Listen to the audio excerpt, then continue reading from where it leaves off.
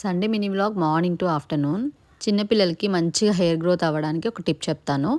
Everyday morning hot water compulsory, ఇది మాత్రం skip చేయను. ఆ తర్వాత 3 ఆల్మండ్స్ తీసుకున్నాను. ధృతికి పాలు కలుపుతున్నాను. వన్స్ ఏ డే అనమాట. పాలు చాలా తక్కువే ఇస్తాను నేను. ఆ తర్వాత టీ పెడుతూనే కిచెన్లో ఏమైనా క్లీనింగ్ ఉందా అని చూసుకుంటాను.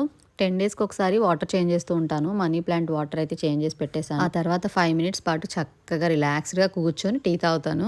ముగ్గు వేద్దామని చాలా ఇష్టపడి కొనుక్కున్నా, కానీ ఒక్కసారి కూడా సరిగ్గా రాలేదు. ఇంకా పాడేలేక ఫిష్ ఫుడ్ వేసి పెట్టేశాను. ఇవన్నీ వాష్ చేయడానికి 1.5 అవర్ పట్టింది నాకు. అంత డస్ట్ ఉందన్నమాట. ఆ తర్వాత ధృతికి హెయిర్ ఆయిల్ అప్లై చేస్తున్నాను. కోకోనట్ ఆయిల్లో కొంచెం ఆముదం కూడా వేసి హెయిర్ ఆయిల్ అప్లై చేసాం అనుకోండి, పిల్లలకి గ్రోత్ బాగుంటుంది. నేనైతే ధృతికి బేబీ హెయిర్ చూశాను.